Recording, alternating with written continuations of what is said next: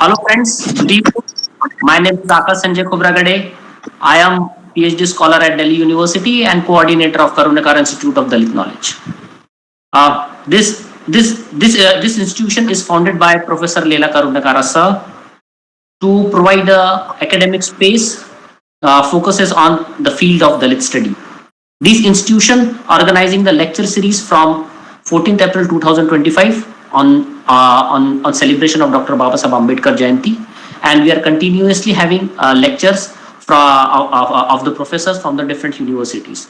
Today it is the 8th lecture, and now I request Dr. Sukeshni to welcome our guest and our speaker, Dr. Sukeshni Thorat. Introduce Thank and you.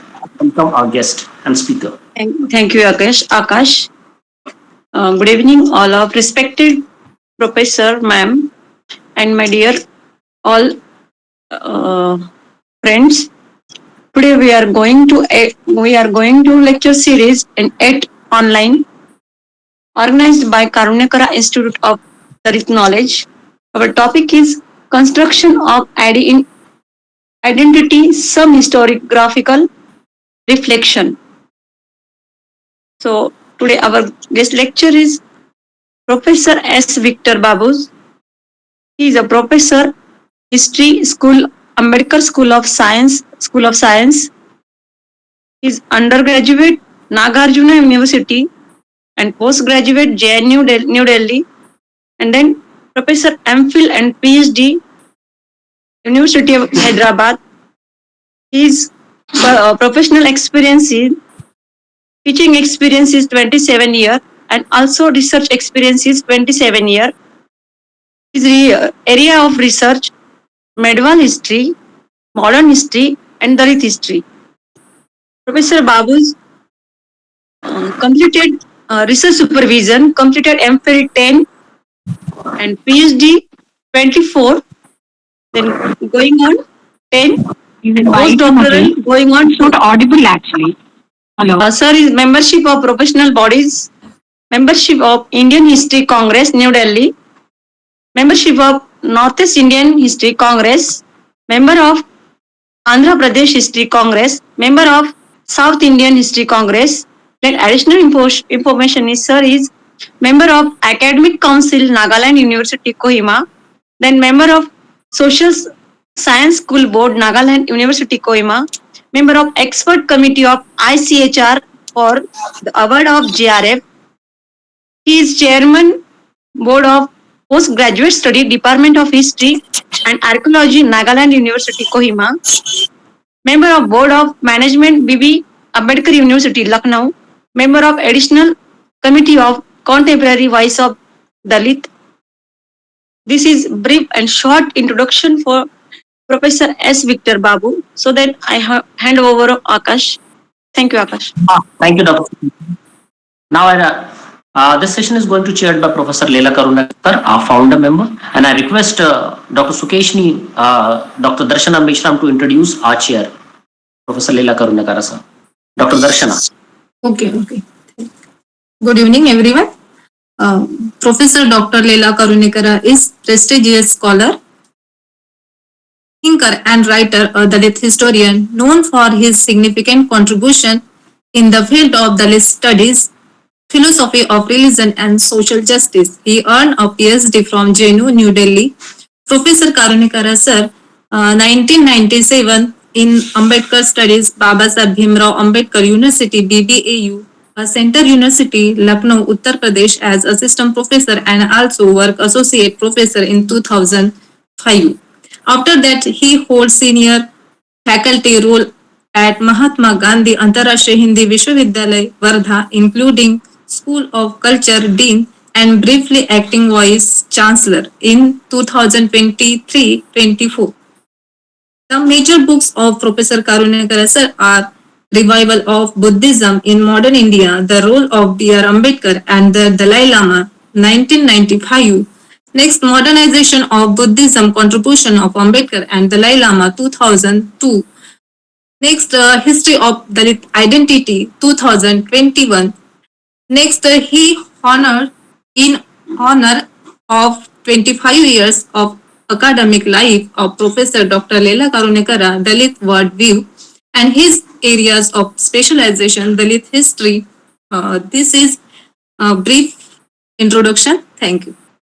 Yeah, thank you, Dr. Darshana. I welcome both our dignitaries, our chair and our guest. Now, the lecture is going to deliver by S. Victor Babu sir. He is going to deliver a lecture on construction of Adi identity, some historiographical reflection. Now, I request Victor Babu sir, please take a charge. Thank you. Thank you, Akash. And I also thank Professor Leela Karunyakara, who is my senior in JNU, and also he was here in University of Ambedkar University, Lucknow. And after he left, I actually got into his shoes. Can you hear me? I could not join at 5 o'clock because I was busy. But then Professor Leela Karunyakara insisted that I should deliver lecture today itself. Otherwise, I requested him to postpone if possible. But he said there was no slot. All slots are booked. He is in advance. So he said today are not what do you call now or never type. Now or never type, right? If you cannot have it now, then you can today. Then you cannot have for a long time. So then I said I grudgingly said okay, I will do it today, although it's little late. Okay, otherwise I was supposed to deliver the lecture at 11 o'clock today. Okay. Anyway. Professor Leela Karunyakara is inspiration, right? Either in JNU or in Babasaheb Bhimrao Ambedkar University, Lucknow. And from the beginning, he is a visionary. Leela Karunyakara is a visionary in the sense that all Dalits should be emancipated. That he is a emancipatory visionary, and as such, wherever he is there, he would basically work for the welfare of Dalits. Right? Having said that, what is this construction of identity? I took the concept of construction of Adi identity. Right? And from the beginning, right, when we talk about Dalits are untouchable communities in the colonial period, are scheduled castes and tribes. Some castes have been kept out of the Chaturvarnashrama Dharma, fourfold Varna system, and they were discriminated, ill-treated, and exploited. Right?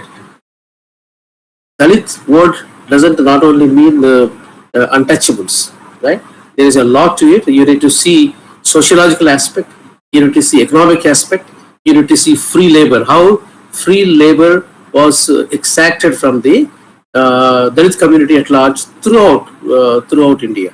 Okay, and then I think maybe for some centuries Dalits might have accepted their position, right? That they are out of the caste fold. Why they were out of the caste fold, and then theory of karma was brought in to explain the low position of the Dalits by saying that it is because of your karma. Why are you born in a lower caste? It's precisely because of your karma. You must have done some sin or some mistake in your previous birth. That's why you are born into this low caste and low community. And since you have been born into this community, there is no other way except that you accept the disabilities which were imposed in the name of the caste system. And you have to provide cheap labor or free labor. And then they were discriminated, they were not given proper food, and they were not allowed to wear ornaments and then proper clothes, and then they were not allowed to construct permanent houses. If you see the classical literature, it talks about the discrimination, disabilities, which were imposed upon the lower caste communities in the name of untouchability. Okay. Now, for some time, for some centuries, I think this was accepted as a hegemonic theory. Hegemonic theory says that you were treated and you were treated as Dalits precisely because of your past life. So for some time it was acceptable, but it was not acceptable. But particularly when Buddhism came into existence, Jainism came into existence in 6th century BC, people started critiquing, questioning the dominant paradigm of caste system, right? So whether the first philosophical question was whether Dalits can have entry into heaven, right? Moksha, which was called moksha in Indian traditional system, right? In Indian philosophical system, whether Dalits and women can have or can get access to moksha. Then Buddhism, I think, is the first religion, and after followed by Jainism, which opened the gates of not only Sangh physically, but also gates of heaven to Dalits and women.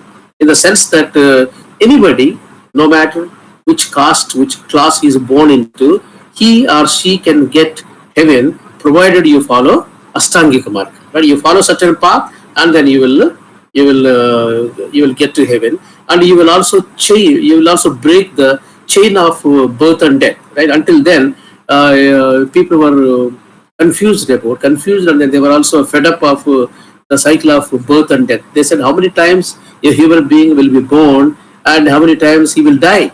So where is the solution? Where is the end to it? Then how to break the chain of this birth and death? But then Buddhism first provided the way to break the chain, which was called nirvana. Right? Then Gautam Buddha said, you can achieve nirvana provided you follow this right path and right speech. Ashtangika marga, he talked about Ashtangika marga, and they said if anybody follows this Ashtangika marga, no matter what caste he was born into, no matter what gender she or he was born into, provided they follow this Ashtangika marga, they will be able to achieve nirvana, which is, in other words, moksha, right? In classical Hindu thought. So, for some time, as I said, people did accept this explanation of the theory of the caste with the help of the theory of karma. So, people accepted, and they did not critique the dominant paradigm which was prevalent at that point of time. But then after the emergence of Buddhism and Jainism, and then when we move to the medieval times, you find people questioning the caste hierarchies and discrimination, and then all the other divisibilities which were imposed upon the so-called lower caste, right, in the name of caste system or in the name of untouchability. Then if you see Bhakti school of thought, for example, you have both Nirguna school of thought and Saguna school of thought. So Nirguna school of thought basically talked about God. It talked about transcendental power, authority, which doesn't have specific form. So for them, you can worship God. You can worship God, and also you can worship God without the help of the middleman, without the help of the priest, for example. You can have direct relationship with the God, and then you have Kabir Panthis, and you have Guru Nanak, Kabir Panthis, and then Basava in southern India, and then Ravidas, right, in Kanpur, Uttar Pradesh, and then so many people, Ravidas in the modern period, I think. These people came, a lot of saints came, who were dubbed as saints, but they came and they questioned and they critiqued the existing inequalities in the name of the caste system. But then, I do understand, a lot of people were attracted towards these Kabir Panthis, and then Dadu Dayal, and then Shimpi, and then other people in northern India, and then southern India. People flocked to Bhakti school of thought, particularly preached by Basavana. But then the unfortunate development was that the system which wanted to fight against caste inequalities got solidified into a caste itself. Now, if you go to southern India, now we have two prominent communities which were the products of this Bhakti school of thought or Bhakti movement. Vokkaligas and then Lingayats, right? They emerged as a separate caste. So people started questioning the caste inequalities. They wanted to bring about equality, and they wanted to permanently remove the disabilities which were imposed upon the people in the name of caste, right, over the centuries. But then it did not materialize. And when coloniality, modernity came to India, and then when most of Dalits had exposure to the education, particularly which was opened by the missionary schools, a lot of Dalits had access to education through missionary schools in the beginning. Afterwards, they had access to maybe schools run by government and different bodies. So once they got to education, they also started thinking about it, and they also started thinking, how the Dalit epistemology was constructed, in the previous centuries. So they wanted to critique this, they wanted to question this, and then they also thought why we should be called untouchables and why we should face all these economic and social restrictions, and then also limitations, right? We cannot have property, and property was not given to us, and then the people did not have access to water, clean drinking water, and people did not have access to public wells. People did not have access to public roads. For example, in southern India, I had gone through some archival sources.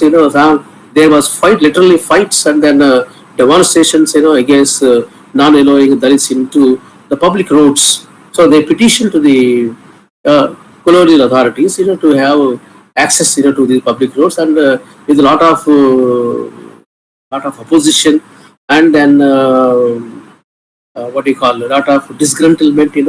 They got access to public wells at certain places, and then public roads, gradually.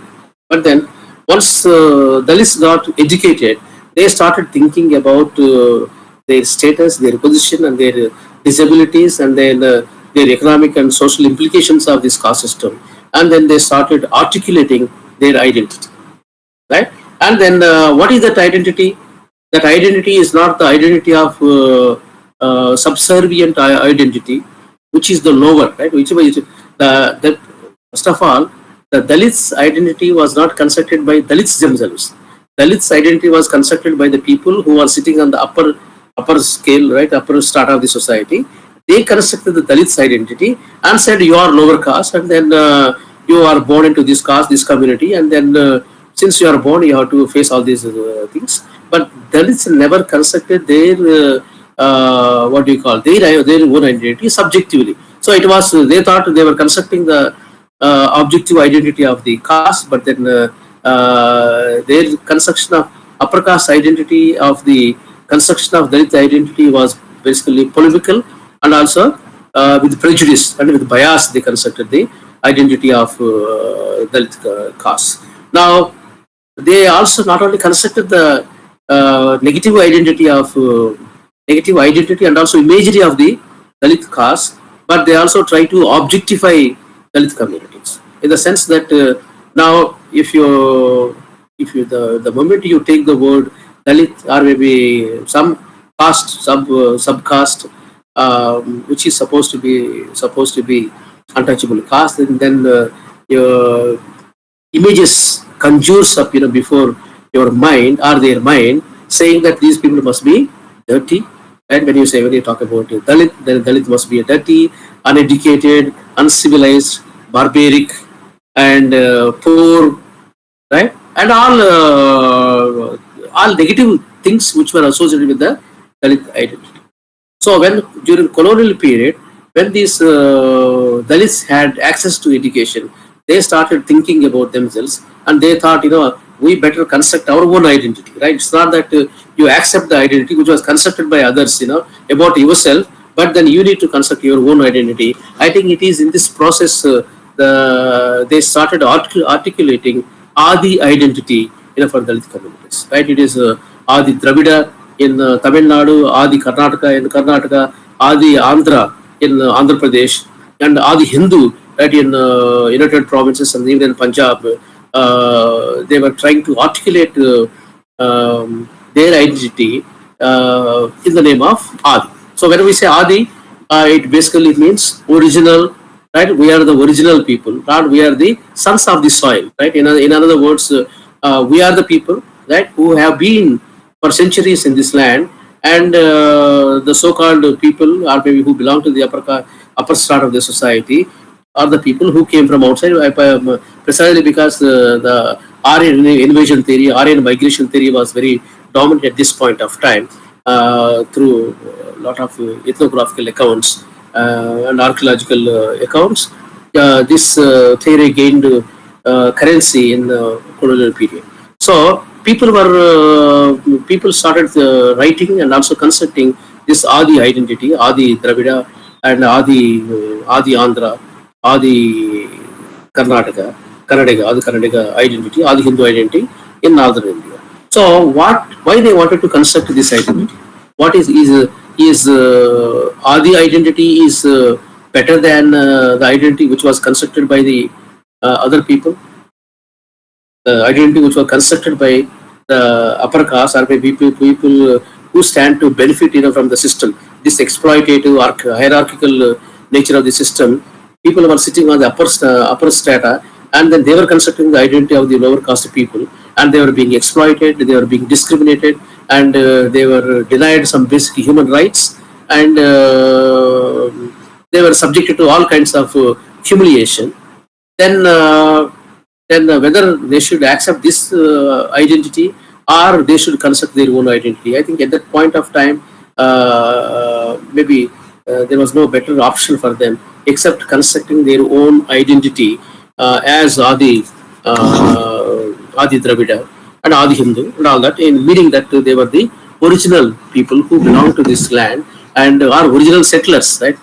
Now, wherever you go, now you have the problem of native people, local people, non-local people, and sons of the soil.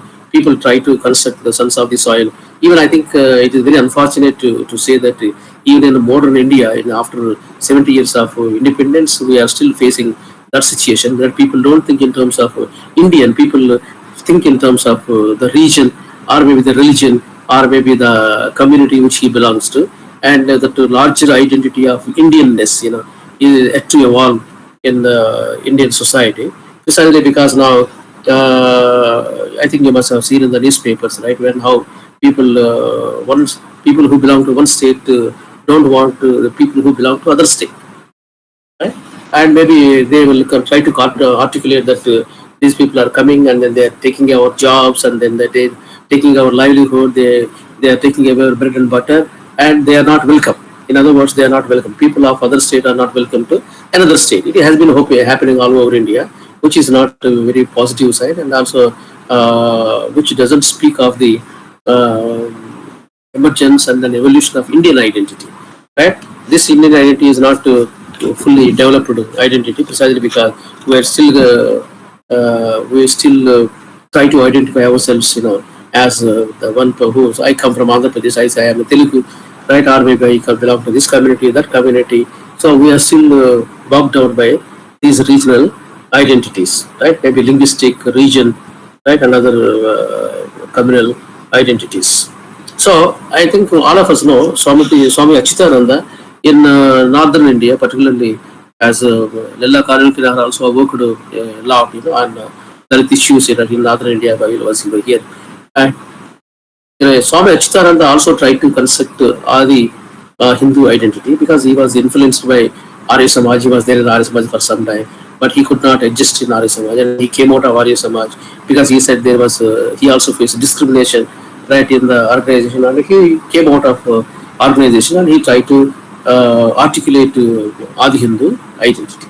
Now, why they wanted to construct this identity? The question is why they wanted to construct this identity, and why, and what benefits or what were the results of this kind of identity. Firstly, this kind of identity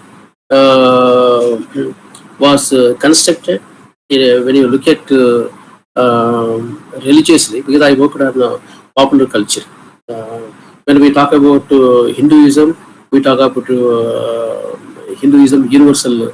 You have at one level you have universal Hindu religion, and you have at local level, local gods and goddesses. Right, afterwards there were a lot of universalization of local gods and goddesses. There were a lot of anthropologists who wrote about that. So most of the time, the lower caste people, even in the early modern period, you see most of the untouchable castes had their own gods and goddesses, and they had their own ideas of worship, right? How they worship. and most of the time these the so-called village gods and goddesses were worshipped by these lower castes, and then these lower castes had a major role to play even in the village level. At the village level, if a local goddess has to be worshipped, and then these so-called lower castes played a dominant role even in the religion of religious sphere, quite a popular religion, right? So they did worship the local gods and goddesses, and later on these local gods and goddesses were universalized in the sense that they were married off to upper the higher religion gods and goddesses. They were either married off, or they were some relation was some chinery was constructed so that the local gods and goddesses were became relatives, or maybe sons and daughters, are the manifestations of the what do you call this higher gods and goddesses, right? Supreme gods and goddesses of Hinduism, right? Now they were doing that, and when the coloniality came along with the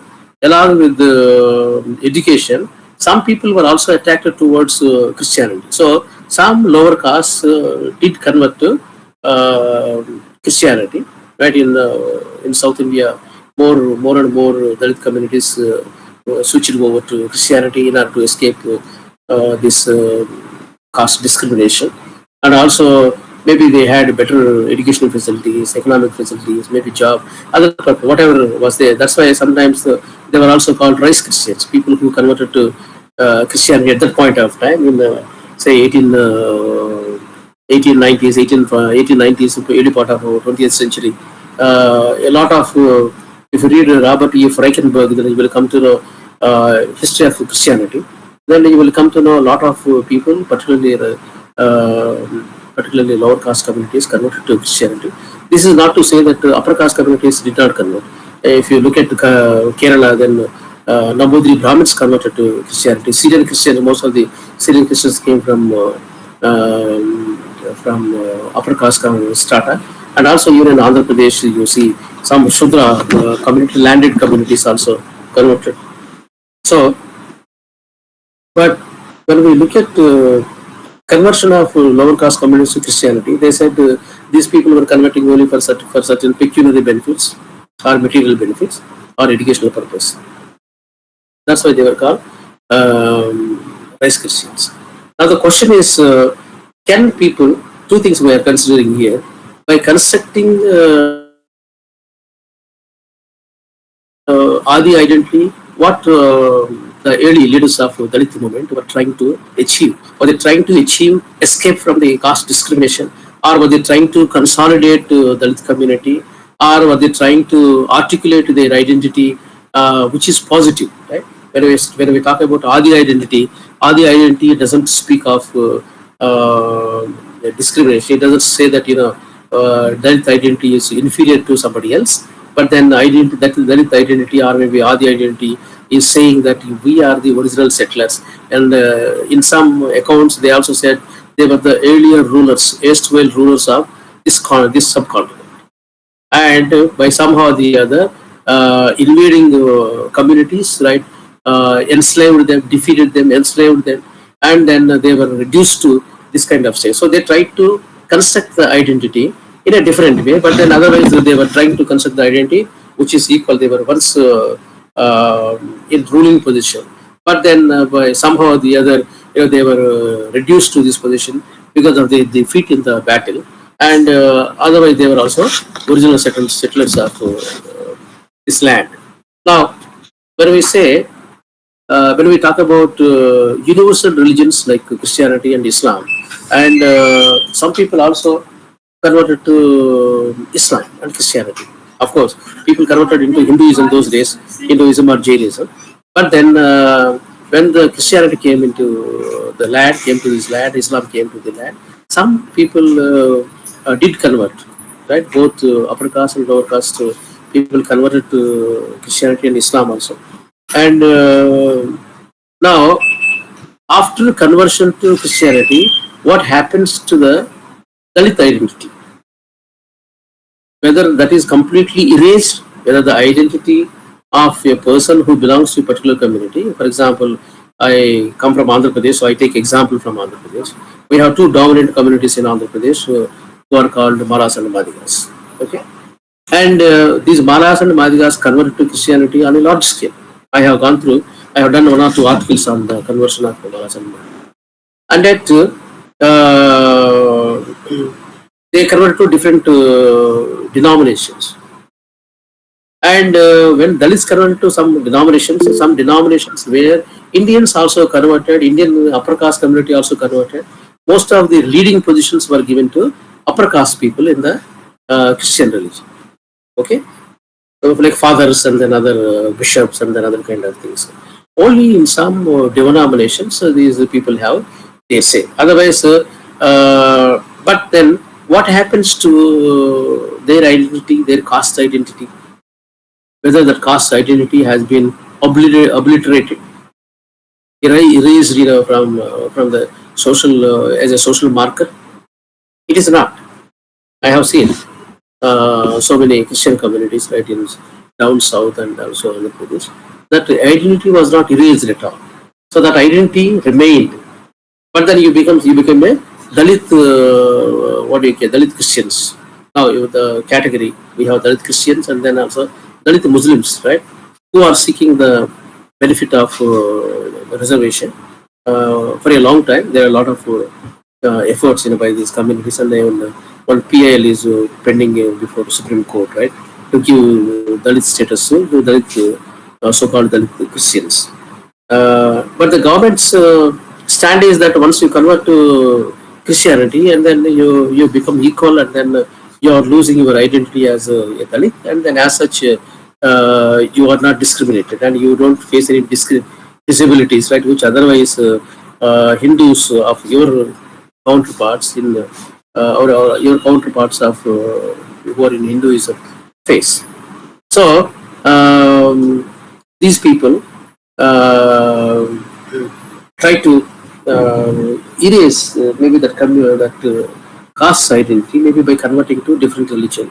I do think they must have received some benefits, maybe education or maybe other benefits. But then, as far as identity is concerned, that identity was not removed.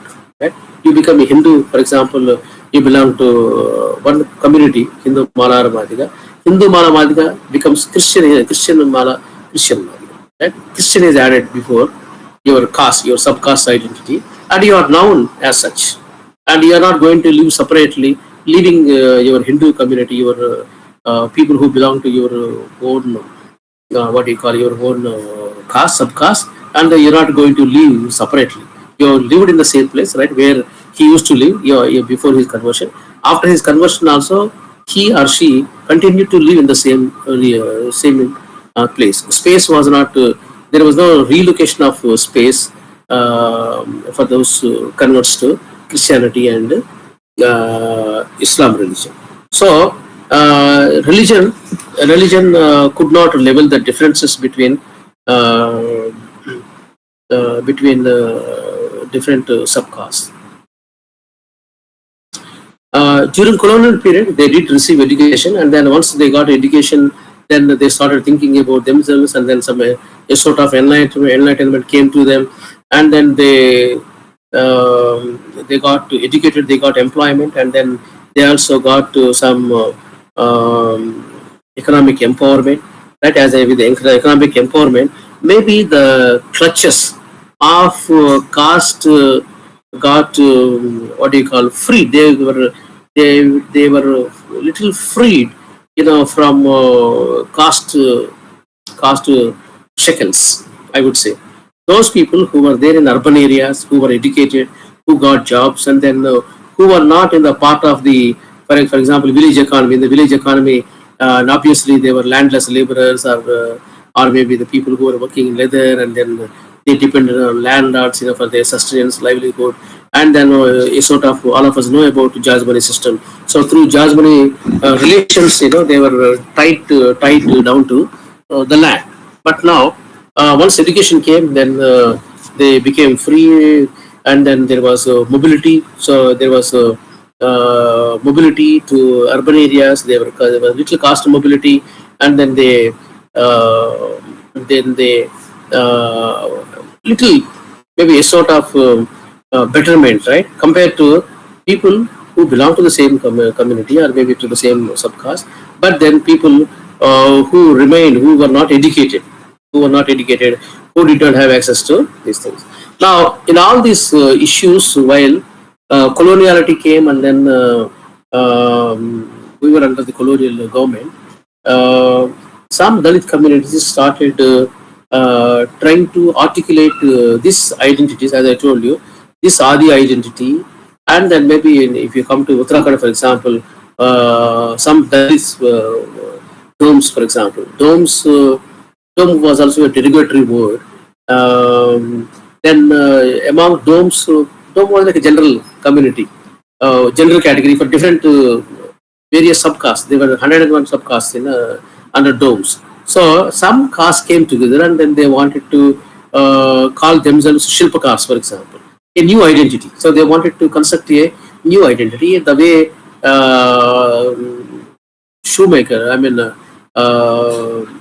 Chamars wanted to construct a new identity, Jata, right, in United Provinces. In the United Provinces also the same thing happened, in the sense that people who became traders and then who were basically dealing with the trading of shoes and all that, and who got developed, and who earned little money and then who became economically independent, who were educated, wanted to construct a new identity for Chamars in the name of Jataus. They said, we are Jataus, we are not Chamars. If you ask the question why you want to call yourself as a Jata, then they said, we are not dealing with the raw hides and then raw thing.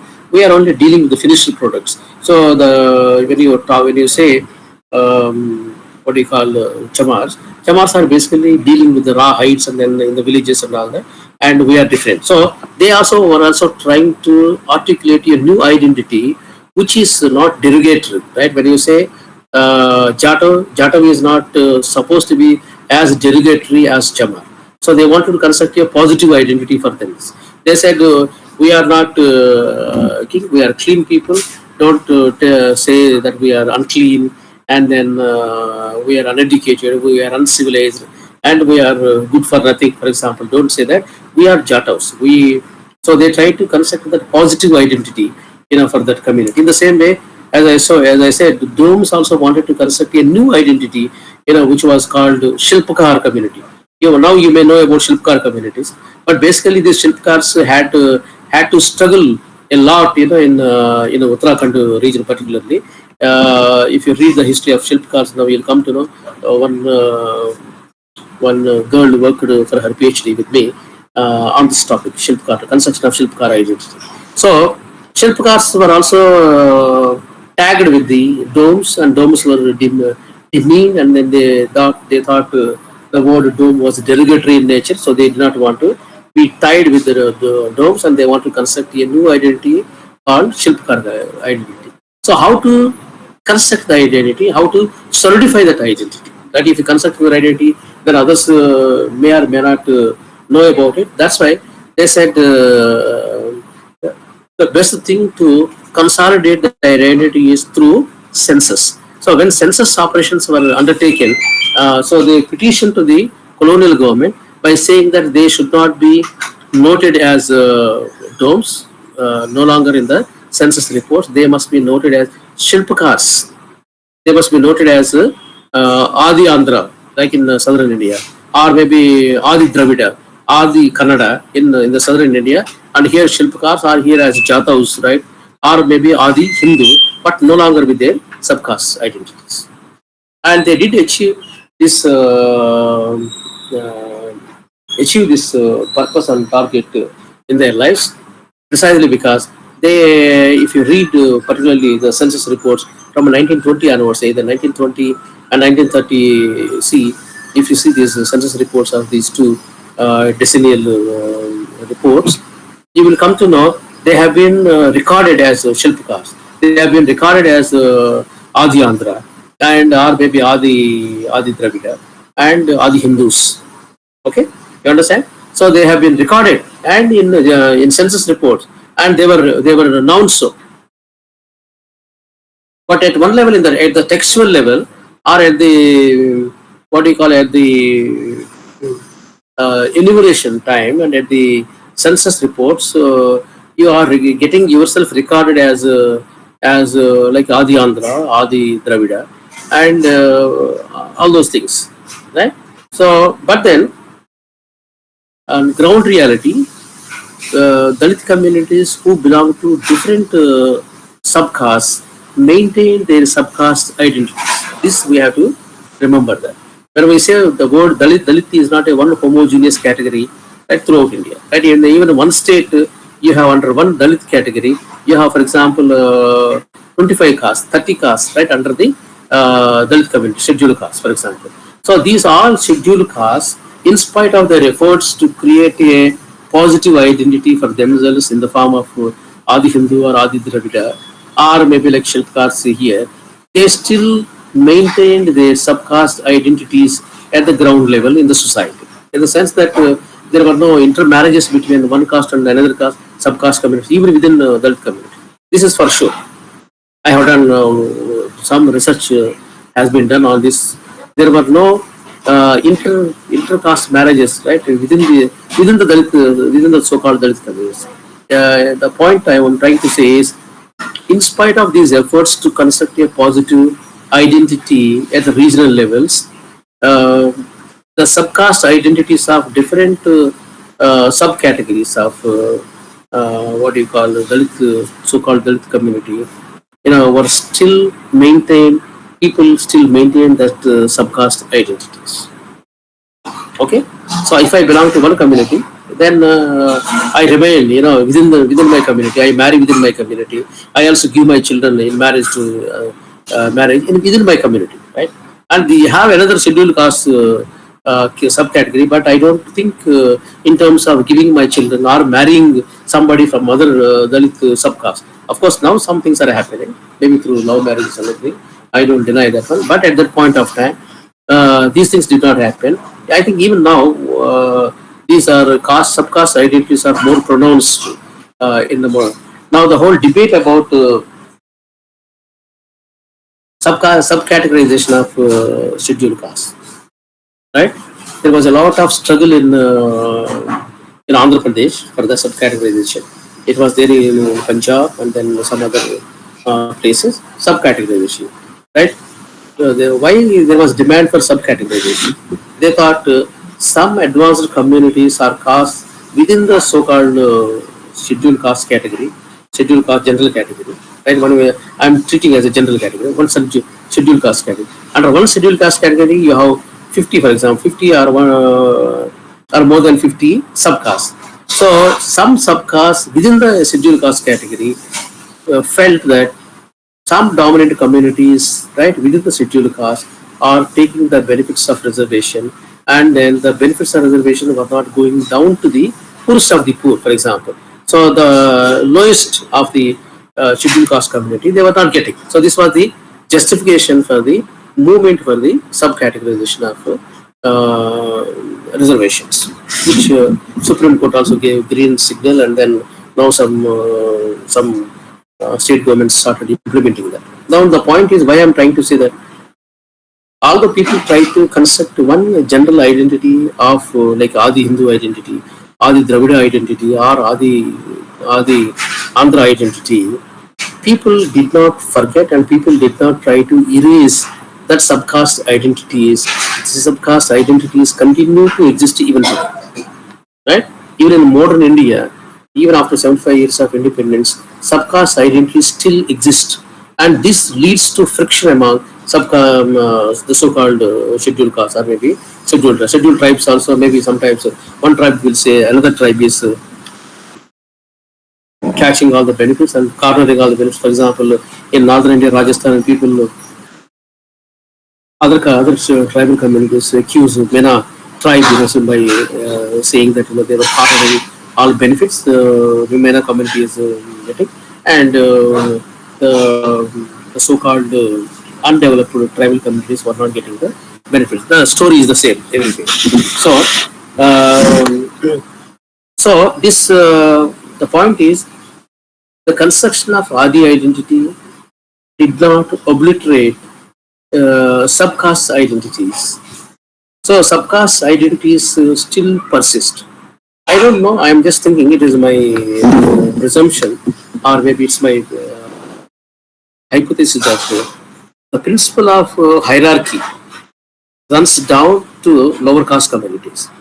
So even within scheduled caste communities, one caste may think they are higher than the other caste. Right? A will think A are higher than the B.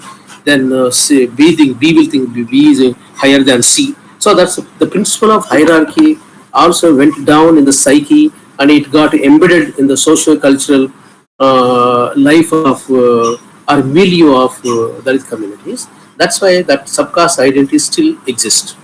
So the efforts of these Dalit leaders to construct one common identity, the identity, like for example, Adi identity, or maybe Adi Hindu identity, Adi Dravidi identity, did not work. Did not work, and their efforts did not bear any fruit, precisely because people still maintain their subcaste identities. And with that, now the problems have come, and then now it went to the what do you call it went to the question of categorization of Dalit communities, and then now reservation also has been categorized into ABCD, for example, four categories. So, however, this is not to say that Dalits did not have consciousness. They did have consciousness, and then these are bound to happen when you are born. And caste becomes, I think, reality. And then I don't know whether we will reach a point in time in the history of nation when this caste identities will disappear altogether, and in like Ravidas' concept of Begumpura, whether we will enter Begumpura, right? The concept of the city without sorrow, or maybe like Marx's utopian concept of communism, or maybe utopian concepts of state where these differences, inequalities, and in differences between gender, between the caste will disappear, and then every human being will treat another human being with dignity and with equality. Maybe that time only will tell. But the time being, now these differences, right? Subcaste identities need to be merged, need to be erased, right, over the period. If the if all Dalits have to come together and fight for their rightful place, right, in the society. Okay. So these few words I'll end my lecture, and then if you have any questions, then you can feel free to ask questions. Professor Karunyakara, Lella. Thank you, sir. Thank you, sir, for a wonderful lecture. Now I request our chair to please give his speech. Professor Dr. Leela Karunyakara, sir. Professor Victor Babu, a lecture on the construction of Adi identity. It's a wonderful lecture. It's meaningful. There are many, things to be, critiqued and need to be taken a position on identity construction. The identity construction with reference to the historical context, it has many dimensions. So, however, in a limited time, Professor Victor Babu tried to do his whatever understanding he has on justice to the topic. He did it. Really thankful to Professor Babu for sparing your time and accepting our invitation, delivering lecture on the platform KIDK. Thank you very much once again. Yeah, Akash. Yeah, thank you, sir. Now this forum is open for question and answers. So those who have question, please raise their hand. Ravi is here. Ravi Kumar. Ravi Kumar, you want to ask a question? Thank you. Ravi, go ahead. Yeah, shall I go ahead? Yeah, please Yes. go. Ravi, your video is not on. Ravi, your video is not on. You want to see me? Okay, I'll Yeah, we want to see you. okay. We see each other every day. By the way, you know. Today we can't see. At the outset, I would like to congratulate my colleague, Professor Babu, for deliberating upon very fascinating topic indeed. But then I couldn't, I was listening to him very carefully, but then I couldn't withhold my temptation for not being asked. Yes. So I have two questions, Peter sir. Ravi. If you permit me, I'll pose two questions. Yes, and please, question number one is, see, the Dalit movement has begun on a wonderful note, on a class lines, in a Marxian class lines. Adi ideology is a reflection of Dalit quest for emergence of class. There is no doubt about it. Whether it is in Punjab, whether it is in Uttar Pradesh, whether it is in Andhra Pradesh, wherever, Adi ideology is a class umbrella wherein Dalit intellectuals they were aspiring to create some kind of class solidarity among the diversified subcaste, as you mentioned rightly. So, my humble question is, what actually prevented this subcaste fused into one a single class-oriented identity? For example, you have Afro-American identity. I'm sure there are a lot of people, there are a lot of communities in America. They are from Ghana, they are from Zimbabwe, but all of them fused into one single community. You know that, an Afro-American identity. My first question, let me make it very clear. My first question is, what are the factors that prevented Dalit communities from emerging as a class? Is it internal or external? That's question number one. Okay. And then question number two is that do you see any future possibility for now? Because we are aware that most of the Dalit communities are very much subjected to victimization in the contemporary times. So instead of again dividing themselves into multiple subcasts where don't have any bargaining power, is there any futuristic hope that all these diversified classes may contemplate to come together? That's a hypothetical question. You can choose to whether answer or not. So with these two questions, I thank Professor Karunyakara for conducting these wonderful discourses. I'm very much impressed with these things. Looking forward to listen to my colleague. Thank you. Akash, shall I answer Ravi's questions or shall I take all questions and then answer? Sir, it's depend on you, but I think you should take. I think it's better one by one. I think I better take up. Okay. As far as Ravi's questions are concerned, I think Adi identity is definitely a class construction, right? They want to bring together, for example, all scheduled castes on one platform, on one category. But I think, as we are told from our childhood, caste has become more powerful than class in Indian situation. And even not only in terms of Dalit epistemology, but then even other communities also we don't see the emergence of class as a very rigorous analytical tool, right, to understand the development of other communities in India.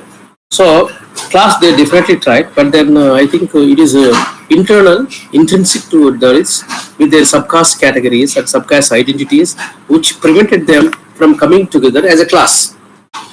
Now, as Karl Marx said, if he likens to a potato of a sack of potatoes, right? So when potatoes don't feel class for itself, class in itself, he talks about two issues.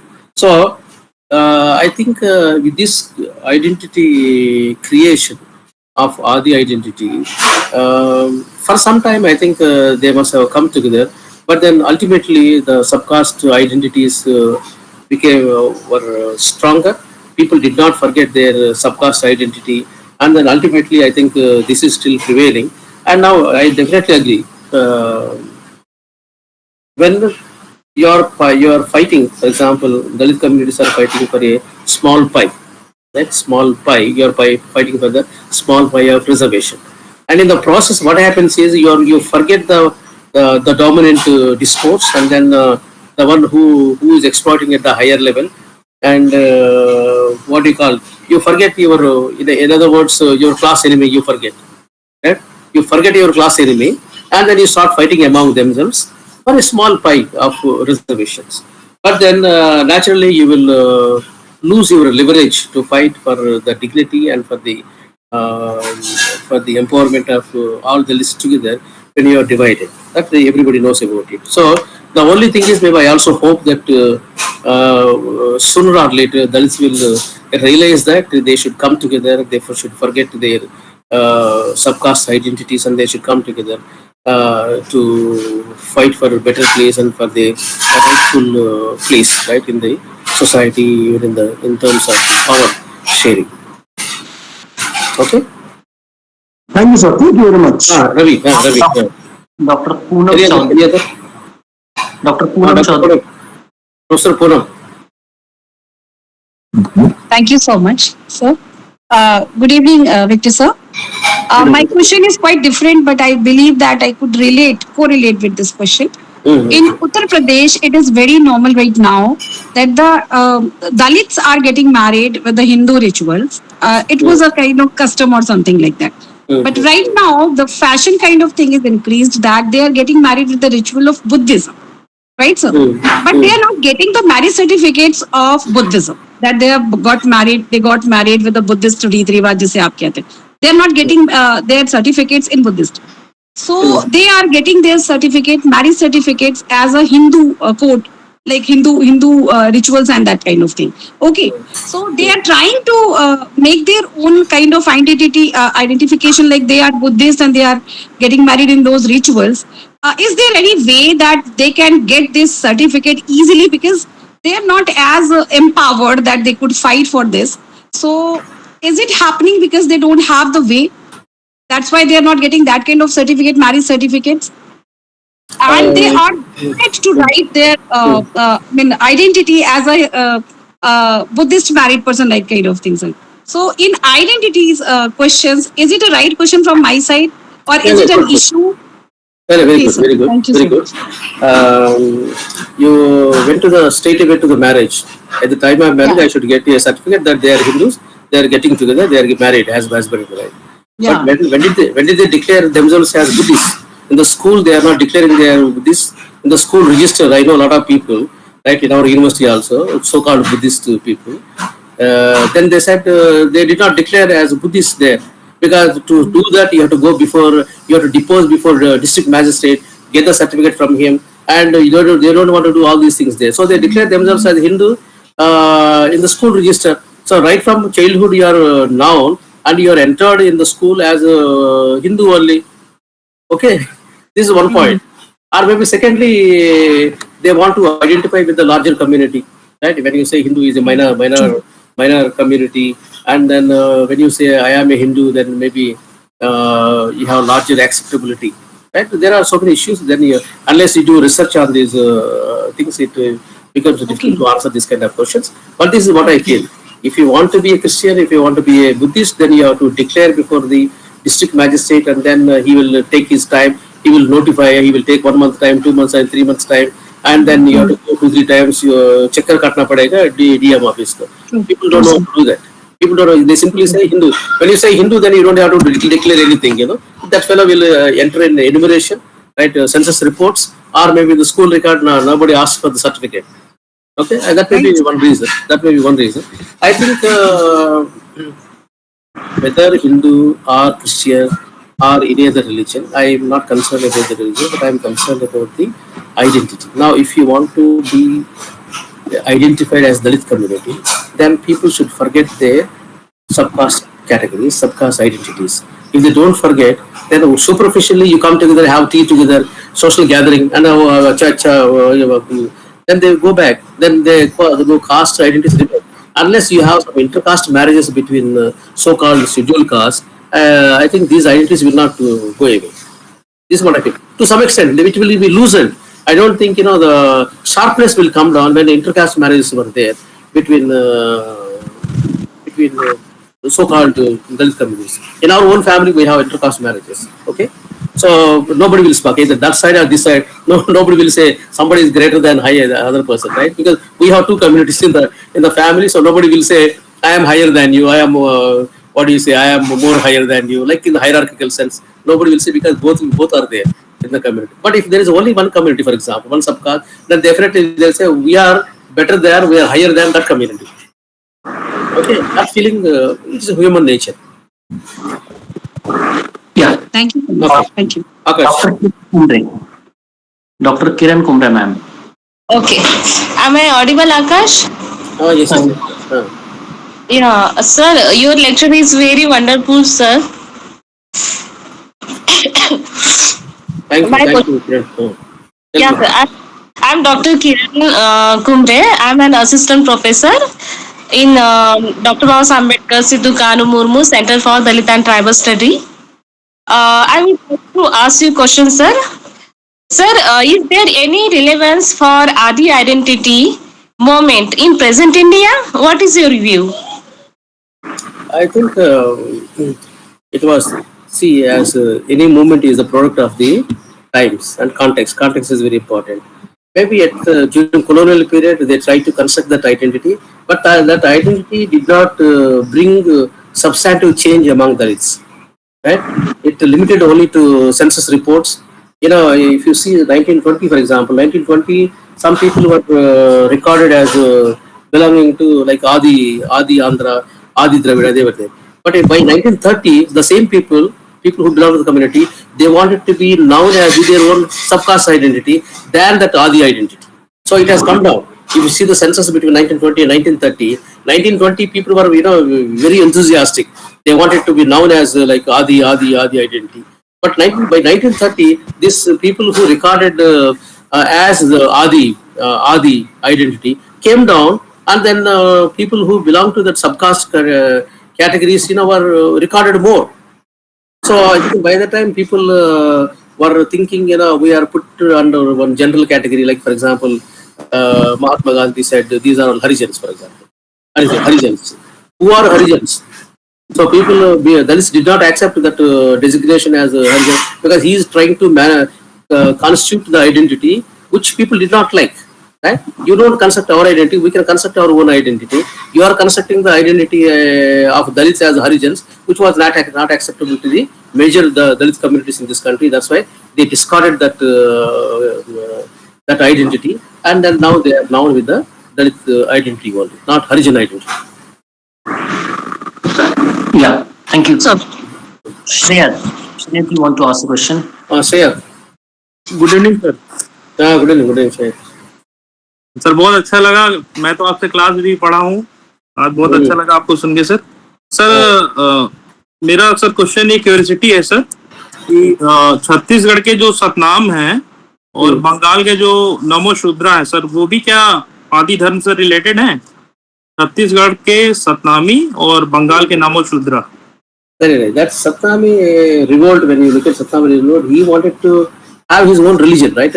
Adi is not connected with the religion. Adi identity is not connected with the religion. But whereas Satnami is connected with this particular religion, right? Like a, what do you call this, a sect. It's almost like a sect, okay?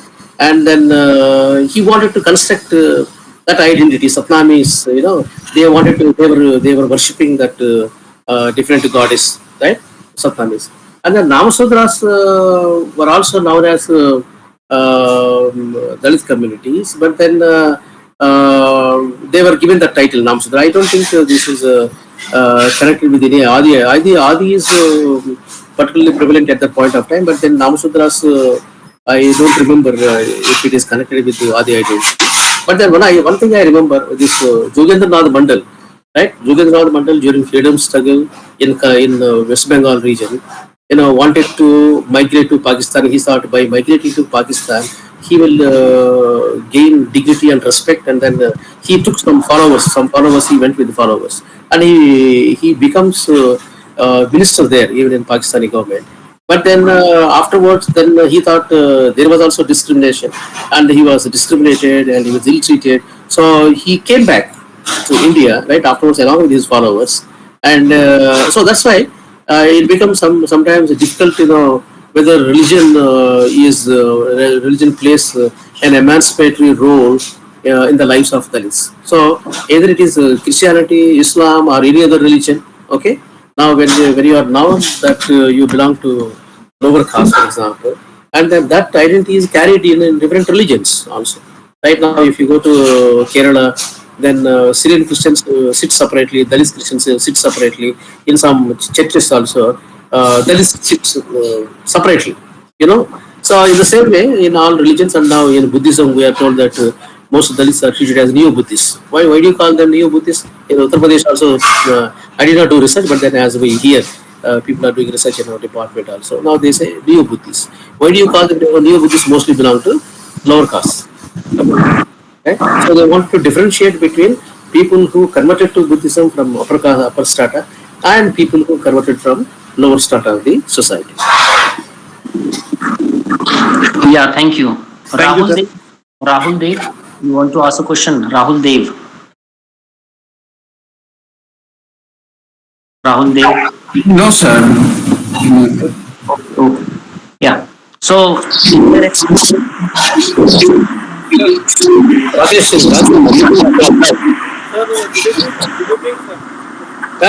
evening, How are you? How are you? Guruji, Yes, sir. now tell me. Your voice is not Sir, I want to know about Adi identity and Adi Dharma.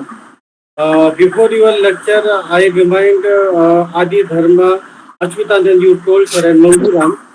After he converted, sir, Adi Dharma, I read there any book, sir, they not get reservation after Pune Pact, sir. If, sir, is present is, sir, if, sir, Dalit communities change their religions about Hindu Dharma because Hindu Dharma suppressed them and impressed them. If Dalit community change their religion and identity, they not get reservations. I want to know you, sir. If they not get reservations, they what does whom should the Dalit community or what should we do, sir? They do, sir. What about the Dalit Adi Dharma, Hindu Dharma to reject or new Dharma, Adi Dharma, something like that? Rakesh is. Can you hear me? Yes, sir. Yes, sir. Why did people convert? In the first place, why did Dalits convert to other religions, be it Christianity, Islam, or any other Buddhism? Why did they convert? If you ask that question, then they were denied entry into the temples. They were denied entry into tanks, water tanks, right, for drinking water and all that. A lot of disabilities were there. There was no other option for them. Earlier, they were when Christianity did not enter the land and Islam did not enter the land, there was no alternative available to them. So they were worshipping local gods and goddesses, right? So-called village gods and goddesses. But then maybe after some time, when Christianity came, or maybe Christianity with this more proselytizing approach came, and then they started taking them into their fold, treating them with love and care, and also opening schools for them, opening education for them. Maybe they were attracted towards, I don't know, I can't, it's only a hypothesis. They must have been attracted to that, and then they went there. As far as Adi Dharma is concerned, I think Ronki Ram has done a good work on Adi Dharma of Punjab. You can refer to his article. There also they were trying to go back to the religion of the ancestors, right? When we talk about Adi Dharma, right? Whether they are in Adi Dharma or not, what matters is caste in Indian society. Caste is a reality, right? Caste becomes reality whether you are in Adidhar or you are in Hinduism or in Christianity or Islam. And even the Islam now, a lot of OBC communities are there. We have a lot of people who came through OBC reservation to our university, and they belong to Muslim. They are Muslims, okay? But then they still maintain that subcaste identity. Okay, that's why they are given OBC certificates. Islam. So Christianity and Islam are supposed to be universalistic religions, right? Which doesn't believe in this kind of discrimination and all that. And yet you find that once they enter the land of India, they have to adjust. So Christianity in Indian setting, Islam in Indian setting, you have to see in that context. Yeah, thank you. Is there any other one? Hello. So, sir, Before Ashoka, I'll say a few words about Lella Karunyakara and his missional zeal. I bet him, maybe last year I went to Varda. I was coming back from Yavatmal. Then I met, I have the opportunity to meet Lella Karunyakara after a long time, so many years, and then we had together, and then I really appreciate his efforts and then his vision, for the community, and then his mission and then zeal really motivates me and motivates a lot of people.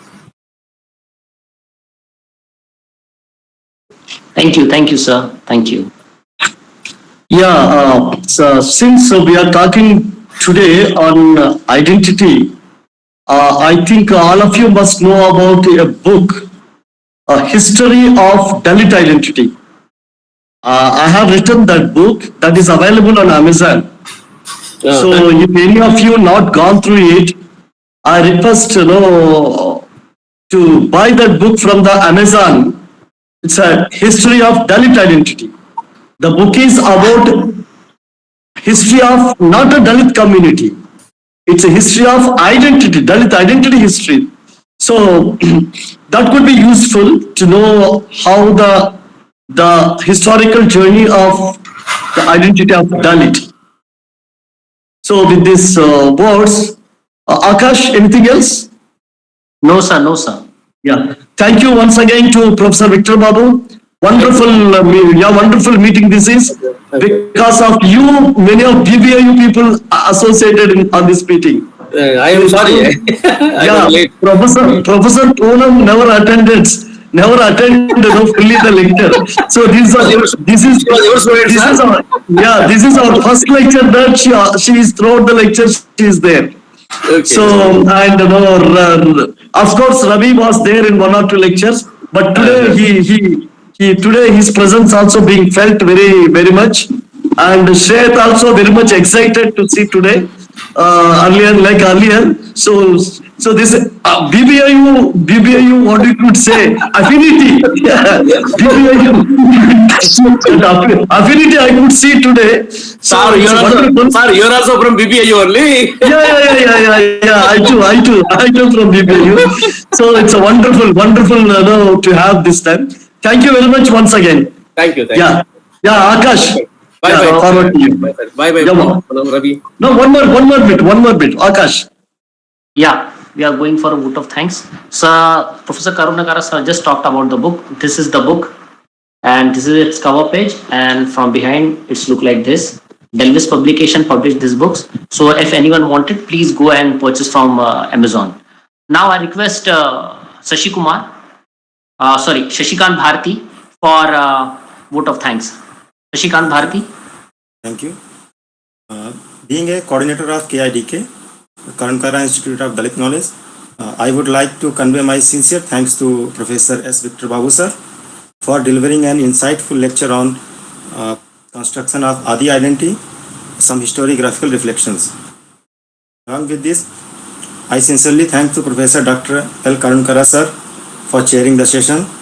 I extend gratitude to all the participants, coordinators and attendees for making the 8th lecture session a success. Thank you once again, Victor Babu sir, for your valuable lecture on our KIDK platform. Jai Hind. Yeah, thank you, Shashikant. This is the official vote of thanks. I request those who missed any part of the lecture, just go and check in YouTube link. It is already streaming, and also we are going to have such kind of lectures in coming days. Please join. Thank you. Bye bye. Take care. Good night.